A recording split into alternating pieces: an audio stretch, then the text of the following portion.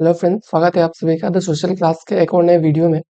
तो आज फिर से हम लोग सीयूटी के रिलेटेड सीयूटी के जो डोमेन सब्जेक्ट ज्योग्राफी है उसके इंपॉर्टेंट क्वेश्चंस को लेके आए हैं।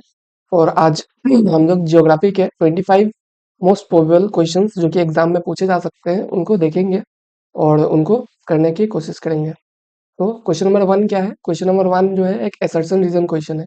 ये क्या कह रहा है? India's population is unevenly distributed. India का जो पॉपुलेशन है वो अनइवनली डिस्ट्रीब्यूटेड है। और रीजन क्या दिया गया है कि physical features and climate influence population distribution. Region क्या कह रहा है कि फिजिकल फीचर और क्लाइमेट की वजह से पॉपुलेशन डिस्ट्रीब्यूशन को इन्फ्लुएंस होता है। इन्फ्लुएंस मतलब कि इफेक्ट पड़ता है। तो जो एसर्शन है वो करेक्ट है कि इंडिया का जो पॉपुलेशन है वो अनइवनली डिस्ट्रीब्यूटेड है। और जो रीज़न है वो भी करेक्ट है कि जो फिजिकल फीचर्स हो जैसे कि पहाड़, नदी, प्लेन्स ये सब जो है या फिर क्लाइमेट कहीं गर्म क्लाइमेट कहीं ठंडा क्लाइमेट, ये सब चीज़ क्या है इन्फ्लुएंस करता है पॉपुलेशन डिस्ट्रीब्यूशन को। ऑब्वियसली पहाड़ पे ज़्यादा लोग नहीं रहेंगे, प्लेन्स पे ज़्यादा लोग रहेंगे और जहाँ पे क्लाइमेट ज़्यादा सूटेबल है वहाँ पे ज़्यादा लोग रहेंगे। तो इसका जो करेक्ट आंसर क्या हो जाएगा? इसका करेक्ट आंसर हो जाएगा ऑप्शन ए। ऑप्शन ए क्या है? एसर्शन और रीज़न दोनों करेक्ट है। और रीज़न जो है एसर्शन का करेक्ट एक्सप्लेनेशन है। ठीक है। क्वेश्चन नंबर टू एक मैच द फॉलोइंग क्वेश्चन है। इसमें क्या कह रहा है? स्टेट दिया गया है और लीडिंग प्रोडक्ट दिया गया है कि कौन सा स्टेट किस चीज का लीडिंग प्रोड्यूसर है। तो यहाँ पे आपको जो स्टेट दिया है उसी में से देखना है। जैसे कि यहाँ पे कॉटन दिया गया है, कॉटन का लीडिंग प्रोड्यूसर यहाँ पे कौन है? गुजरात। और उसके बाद आपको यहाँ पे क्या दिया गया है? रबर। रबर का लीडिंग प्रोड्यूसर कौन है? केरला। आयरन ओर दिया गया है, आयरन ओर का लीडिंग प्रोड्यूसर कौन है? झारखंड। और वीट दिया गया है, वीट का लीडिंग प्रोड्यूसर कौन है? पंजाब। मतलब जैसे कि अभी जो स्टेट्स आपको यहाँ पे दिए गए हैं उनमें से जो करेक्ट ऑप्शन होगा वही आपको चूज करना है। अगर यहाँ पे कोई ऐसी चीज है जिसका लीडिंग प्रोड्यूसर कोई और स्टेट है लेकिन वहाँ अगर यहाँ पे वो स्टेट नहीं दिया गया है तो आपको उसके बाद वाला जो स्टेट है वही को यहाँ पे सिलेक्ट करना पड़ेगा। तो इसमें हर किसी का ऑप्शन मैच हो रहा है अपने अपने से। तो वन का ए, टू का बी, थ्री का सी और फोर का डी। तो इसका जो करेक्ट आंसर हो जाएगा वो हो जाएगा ऑप्शन ए। ठीक है। क्वेश्चन नंबर थ्री क्या कह रहा है? Which of the following statement is true regarding population growth in India. यहाँ पे क्या बोल रहा है? ट्रू स्टेटमेंट कौन सा है? किस चीज को लेके? पॉपुलेशन ग्रोथ को लेके। पॉपुलेशन ग्रोथ के बारे में यहाँ पे कौन सा ट्रू स्टेटमेंट है वो हम लोग को देखना है। तो ऑप्शन ए क्या कह रहा है? Growth is even across all region. Growth जो है वो इवन है। इवन है मतलब इक्वल है हर रीजन पे। यह है एक स्टेटमेंट। उसके बाद ऑप्शन बी क्या कह रहा है? Urban areas have a declining population. ये एक ऑप्शन है। ठीक है। उसके बाद ऑप्शन सी क्या कह रहा है? Rural rural growth is more than urban growth. Rural growth जो है वो अर्बन ग्रोथ से ज्यादा है, यानी कि जो विलेज वगैरह है वहां पे ज्यादा पॉपुलेशन ग्रो हो रहा है अर्बन एरिया से। ये एक स्टेटमेंट है। और ऑप्शन डी क्या कह रहा है? अर्बन एरिया है grow rapidly due to migration. मतलब माइग्रेशन की वजह से जो अर्बन एरिया है बहुत ज्यादा ग्रो हो रहा है। तो इसमें आपका ट्रू स्टेटमेंट पूछा है तो growth is even across all region, ये ट्रू नहीं होगा। क्यों? क्योंकि ग्रोथ जो है अनइवन होता है। अभी हम लोगों ने पढ़ा क्यों अनइवन होता है। ऑप्शन बी क्या कह रहा है? Urban area have a declining population. Urban area में पॉपुलेशन डिक्लाइन नहीं हो रहा है, अर्बन एरिया में जो पॉपुलेशन है वो राइज हो रहा है। उसका ऑप्शन सी क्या कह रहा है? Rural growth is more than urban growth. Rural growth जो है वो अर्बन ग्रोथ से ज्यादा नहीं है, क्योंकि अर्बन ग्रोथ जो है वो बहुत ही ज्यादा बढ़ रहा है। अर्बन में ज्यादा, अर्बन एरिया में ज्यादा ग्रोथ हो रहा है। ऐसा क्यों हो रहा है? क्योंकि माइग्रेशन की वजह से हो रहा है। तो ये ऑप्शन भी जो है आपका गलत हो जाएगा। तो इसमें जो करेक्ट आंसर क्या होगा? Option D. ऑप्शन डी जो है वो करेक्ट आंसर है। क्वेश्चन नंबर फोर क्या कह रहा है? Identify the correct pair. इसमें आपको करेक्ट पेयर को चूज करना है। यहाँ पे ऑप्शन ए में क्या है? Mumbai. Mumbai textile industry. Bengaluru leather industry. Jamshedpur oil refinery. Delhi tea plantation. यहाँ पे आपको जो करेक्टली मैच हो रहा है उसको चूज करना है। तो यहाँ पे जो करेक्टली कौन मैच हो रहा है? मुंबई मैच हो रहा है। मुंबई में बहुत सारे कॉटन टेक्सटाइल इंडस्ट्रीज पाए जाते हैं।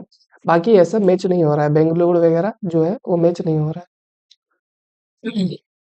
क्वेश्चन नंबर फाइव एक असर्शन रीजन क्वेश्चन है। इसमें असर्शन क्या कह रहा है? Indian railway is the largest public sector undertaking. Assertion जो है वो सही है। इंडियन रेलवे जो है वो लार्जेस्ट पब्लिक सेक्टर अंडरटेकिंग है। इसका रीजन क्या कह रहा है? It has the longest railway network in the world. जो इंडिया है उसका जो रेलवे नेटवर्क है वो पूरे वर्ल्ड में लॉन्गेस्ट है। तो ये जो ऑप्शन है ये गलत है। इंडिया का जो रेलवे नेटवर्क है पूरे वर्ल्ड में लॉन्गेस्ट नहीं है। तो पूरे वर्ल्ड में लॉन्गेस्ट किसका है? पूरे वर्ल्ड में लॉन्गेस्ट जो है वो यूएसए का रेलवे नेटवर्क है। तो इसका जो करेक्ट आंसर क्या हो जाएगा? A is true but R is false. तो इसका आंसर क्या है? C. Question number six which of the following statements are correct. तो इसमें से कौन सा स्टेटमेंट जो है, तीन स्टेटमेंट दिए गए हैं, वन टू थ्री। इनमें से आपको कौन सा स्टेटमेंट जो करेक्ट है वो बोलना है। इसमें एक से ज्यादा करेक्ट हो सकते हैं। Most of the India's iron and steel industry are located in the Chota Nagpur plateau. ये एक स्टेटमेंट है। स्टेटमेंट 2 क्या कह रहा है? This region is rich in iron और कोल। ये भी एक स्टेटमेंट है। और ऑप्शन 3 क्या कह रहा है? It lacks water supply and hence has know industry. तो इसका जो करेक्ट आंसर होगा वो 1 एंड 2 होगा। जो 1 एंड 2 है वो सही है कि जो छोटा नागपुर प्लेटू एरिया है वहाँ पे आयरन एंड स्टील इंडस्ट्रीज बहुत सारे हैं। और आयरन एंड स्टील इंडस्ट्री इसलिए है क्योंकि वहाँ पे बहुत सारे आयरन और या फिर कोल जो भी है मिनरल्स वगैरह पाए जाते हैं।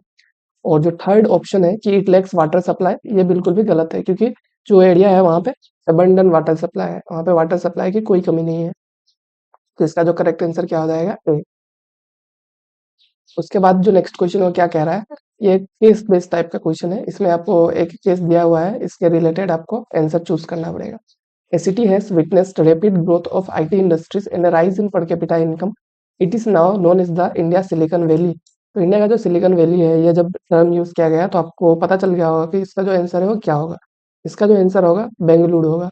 क्यों? बेंगलुरु को इंडिया का सिलिकॉन वैली कहा जाता है और यहाँ पे बहुत ज्यादा आईटी सेक्टर का ग्रोथ हो रहा है। तो इसका करेक्ट आंसर क्या हो जाएगा? Option B. Question number 8, which mode of transportation is most suited for transporting perishable goods over long distance?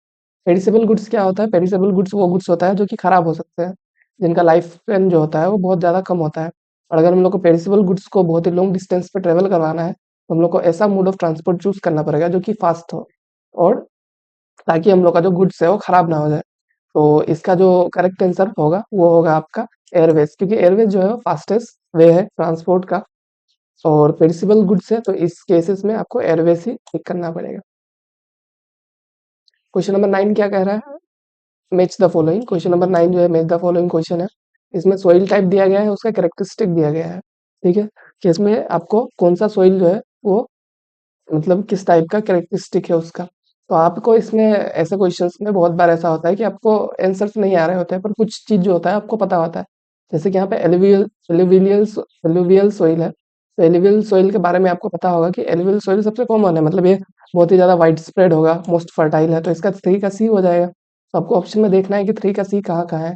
इस क्वेश्चन में भले ही आपको 3-3 ऑप्शंस में दिख रहा है, तो इस तरह से आप एलिमिनेट कर सकते हैं। उसके बाद black soil, red soil, arid soil. तो एडिड सोइल क्या है? एडिड सोइल जो होता है वो आपका सैंडी सोइल होगा। एडिड सोइल अगर सैंडी सोइल है तो 4 का ऑप्शन क्या हो जाएगा? डी। तो आपका करेक्ट आंसर क्या हो जाएगा? क्योंकि 4 का डी एक ही में है, तो आपका करेक्ट आंसर हो जाएगा ऑप्शन नंबर ए। और बाकी जो क्वेश्चंस है आप देख लीजिए। बाकी 1 का बी बता रहा है, मतलब ब्लैक सोइल क्या है? Rich in lime and magnesium. और रेड सोइल क्या है? Rich in iron. तो इस तरह से अगर आप क्वेश्चन को करेंगे तो आपको नहीं आ रहा होगा, फिर भी आप सही आंसर दे पाएंगे। क्वेश्चन नंबर 10 क्या कह रहा है? एक स्टेटमेंट बेस्ड क्वेश्चन है, तो इसमें 2 स्टेटमेंट दिया गया है, उसके बेसिस पे आपको ऑप्शंस चूज करना है। स्टेटमेंट 1 क्या कह रहा है? Rural settlement in desert areas are nucleated. तो आपको जानना पड़ेगा न्यूक्लिएटेड सेटलमेंट्स क्या होता है। न्यूक्लिएटेड सेटलमेंट मतलब कि ऐसे सेटलमेंट जो एकदम क्लोजली बिल्ट अप है, मतलब क्लस्टर्ड सेटलमेंट जिनको कहते हैं, वही है न्यूक्लिएटेड सेटलमेंट। और स्टेटमेंट 2 क्या कह रहा है? Water availability and fertile land determine settlement pattern. तो जो स्टेटमेंट 2 है वो तो सही है, क्योंकि अगर पानी की अवेलेबिलिटी है या फिर फर्टाइल लैंड है तो उसकी वजह से क्या होगा? सेटलमेंट डिटरमाइन होगा। सेटलमेंट वहाँ पे ज़्यादा हो सकता है, कम हो सकता है। वाटर अगर कम है तो सेटलमेंट कम होगा, वाटर ज़्यादा है तो सेटलमेंट ज़्यादा होगा। लेकिन जो स्टेटमेंट 1 है वो क्या कह रहा है? Rural settlement in desert areas are nucleated. तो ये जो स्टेटमेंट है ये स्टेटमेंट बिल्कुल सही नहीं है, क्योंकि जो रूरल सेटलमेंट्स है डिजर्ट एरिया में वो न्यूक्लिएटेड नहीं होते हैं, मतलब कि वहाँ पे इतने पास पास में घर नहीं होते। तो इसका जो करेक्ट आंसर क्या हो जाएगा? इसका करेक्ट आंसर हो जाएगा statement 1 is false and statement 2 is true. उसका C. In desert settlement are dispersed. तो सेटलमेंट डिजर्ट एरिया में क्या होता है? डिस्पर्स्ड होते हैं, मतलब एक दूसरे से अलग अलग होते हैं, उसमें न्यूक्लिएटेड सेटलमेंट नहीं पाया जाता है। क्वेश्चन नंबर 11 क्या कह रहा है? Which of the following states is the highest producer of T in India? तो टी प्रोड्यूसर का जो आंसर है वो होगा आपका असम। असम जो है टी प्रोड्यूसर लार्जेस्ट इंडिया का है, जो कि 50% से भी ज्यादा टी प्रोड्यूस करता है ऑल ओवर इंडिया का। Question number 12, which one of the following is not a function of human settlement? Human settlement का फंक्शन कौन सा नहीं है? तो ह्यूमन सेटलमेंट जो है प्रोवाइडिंग हाउसिंग, ये तो उसका फंक्शन है। Producing crops, trade and transport, earthquake forecasting. यहाँ पे सबसे जो इलॉजिकल ऑप्शन आपको दिख रहा होगा वो अर्थक्वेक फोरकास्टिंग है। ह्यूमन सेटलमेंट से अर्थक्वेक फोरकास्टिंग का कोई मतलब नहीं पड़ता है। तो आपका इसका जो नोट पूछा गया है तो इसलिए आंसर आपका डी हो जाएगा। क्वेश्चन नंबर 13 एक असर्शन रीजन क्वेश्चन है। असर्शन क्या कह रहा है? River Ganga has large number of tributaries. River Ganga के बहुत सारे ट्रिब्यूटरीज है। ट्रिब्यूटरीज मतलब उसके पार्ट्स छोटे छोटे जो उससे निकलते हैं। रीजन्स, रीज़न क्या कह रहा है? The Ganga basin receives rainfall only during monsoon. जो गंगा बेसिन है उसको बस मॉनसून के टाइम पे ही रेनफॉल रिसीव होता है। तो अगर उसके लार्ज ट्रिब्यूटरीज है तो आप इसको मतलब देखिए कि असर्शन और रीज़न दोनों क्या कह रहा है। तो इसमें मतलब जो अ, मतलब आपको पूछा गया है कि जो पहले आपको रीज़न को समझना पड़ेगा। Ganga basin receives rainfall only during the monsoon. तो ये सही है कि नहीं है? तो इसमें जो ऑप्शन मतलब आपको दिया गया है वो दोनों ही सही है कि जो रिवर गंगा है वो एक लार्ज नंबर ऑफ ट्रिब्यूटरी है उसके, ठीक है। और गंगा बेसिन जो है उसको रेनफॉल कब मिलता है? मॉनसून के टाइम पे मिलता है, ठीक है। तो इसका जो आंसर क्या हो जाएगा? आपका आंसर हो जाएगा B. Both A and R true but R is not the correct explanation of A. यहाँ पे एक्सप्लेनेशन आपको दिख रहा होगा कि many tributaries join Ganga but not because of rainfall alone. Rainfall की वजह से ट्रिब्यूटरीज गंगा को ज्वाइन नहीं करती है। Question number 14 match the following. इसमें क्या कह रहा है? रिसोर्सेज दिया गया है, टाइप दिया गया है। कौन सा रिसोर्स किस टाइप का है? तो यहाँ आपको दिख रहा है कोल। कोल क्या होगा? कोल आपका फॉसिल फ्यूल होगा। सोलर एनर्जी आपका रिन्यूएबल रिसोर्स होगा। फॉरेस्ट जो होगा वो बायोटिक और नेचुरल गैस जो होगा और नॉन रिन्यूएबल। तो आपका वन का डी कहाँ पे है? वन का डी ए में है। टू का हो जाएगा बी, थ्री का हो जाएगा सी और फोर का हो जाएगा ए। तो ऑप्शन ए इसका हो जाएगा करेक्ट आंसर। क्वेश्चन नंबर 15 क्या कह रहा है?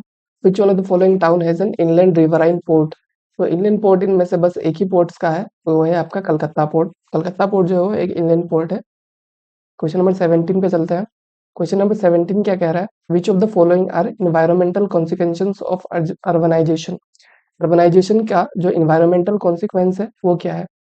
इन्वायरमेंटल कॉन्सिक्वेंस अर्बनाइजेशन का कि मतलब अर्बनाइजेशन की वजह से इन्वायरमेंट पे क्या क्या इम्पैक्ट पड़ते हैं। तो अर्बनाइजेशन से यहाँ पे आपको दिख रहा है air pollution, land degradation, over crowding और एफिशिएंट वेस्ट मैनेजमेंट। तो इसमें से कॉन्सिक्वेंस कौन सा है? तो ये नहीं होगा, फोर नहीं होगा, एफिशिएंट वेस्ट मैनेजमेंट ये नहीं होगा। तो इसका आंसर क्या हो जाएगा आपका? One, two and three. Question number 18 statement based question है। स्टेटमेंट वन क्या कह रहा है? Mumbai has a tropical climate. Mumbai का जो क्लाइमेट है वो ट्रॉपिकल क्लाइमेट है। और स्टेटमेंट टू क्या कह रहा है? The city receives rainfall throughout the year. इसमें स्टेटमेंट है क्या कह रहा है? Both statement are true. Statement one is true, statement two is false. Statement one is false, two is true, both are false. तो इसका जो correct answer है वो है ऑप्शन बी। ऑप्शन बी क्या है? कि statement one is true and statement two is false. Statement one true है कि जो मुंबई है उसका ट्रॉपिकल क्लाइमेट है, बट स्टेटमेंट टू जो है वो आपका फॉल्स है कि city receives rainfall throughout the year. वहाँ पे throughout the year rainfall receive नहीं होता है, वहाँ पे मानसून के टाइम पे रेनफॉल जो है वो रिसीव होता है। क्वेश्चन नंबर 19 क्या कह रहा है? Identify the correct feature of smart cities mission. Smart city mission का करेक्ट फीचर आपको पूछा गया है यहाँ पे। तो स्मार्ट सिटी मिशन के बारे में आपको पता होना चाहिए। तो यहाँ पे ऑप्शन ए क्या दिया गया है? Promotes development of villages, focus on sustainable and inclusive urban growth, reduces internet uses, abundance digital governance. Identify the correct feature कहा गया है यहाँ पे। तो करेक्ट फीचर अगर कहा गया है तो इसमें से आपका करेक्ट फीचर जो होगा वो होगा आपका option number B. Option number B क्या है? कि mission aims at smart infrastructure services and digital government in urban areas, ठीक है। क्वेश्चन नंबर 20 क्या कह रहा है? Match the following cities with their characteristic. तो यहाँ पे सिटी दिया गया है, कैरेक्टरिस्टिक दिया गया है। तो जो सिटी है वो जयपुर पिंक सिटी, ये तो आप सभी को पता होगा। वन का ए हो जाएगा। और शिलोंग जो है वो हिल स्टेशन है, तो फोर का डी हो जाएगा। तो वन का ए और फोर का डी बस ऑप्शन ए में दिया गया है, तो ये आपका करेक्ट आंसर हो जाएगा। क्वेश्चन नंबर 21 क्या कह रहा है? Which of the following rivers flows through a rift valley. तो इसमें से कौन सा ऐसा रिवर है जो रिफ्ट वैली से मतलब फ्लो करता है? रिफ्ट वैली मतलब कि जब मतलब टेक्टोनिक प्लेट्स के मूवमेंट की वजह से जब एरिया कुछ सेपरेट हो जाता है, वहाँ पे एक मतलब वैली टाइप का क्रिएट हो जाता है, उसी को रिफ्ट वैली कहते हैं। तो उससे यहाँ पे इन रिवर्स में से कौन सा रिवर जो है वो फ्लो होता है? ऑप्शन में है गोदावरी, यमुना, नर्मदा, गंगा। तो इसका जो करेक्ट आंसर है वो है ऑप्शन सी, नर्मदा। नर्मदा जो है वो एक रिफ्ट वैली से फ्लो करता है, जो कि एक यूनिक है इंडियन रिवर्स के बीच में। क्वेश्चन नंबर 22 क्या है? assertion agriculture productivity in India is low। और रीजन क्या है? Indian farmer use advanced mechanised equipment. तो assertion क्या है? Agriculture productivity in India is low और रीजन बोल रहा है Indian farmers use advance mechanised equipment.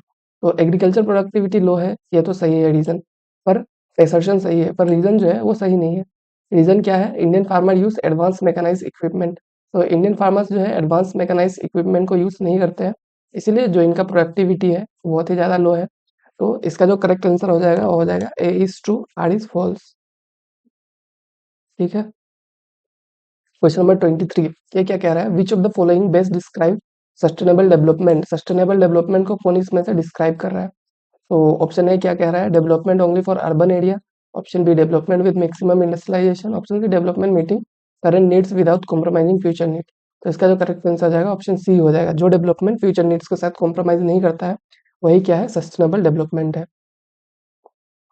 Question number 24. The state has been focused on promoting IT parks, improving digital infrastructure, and is home to India's leading space research center.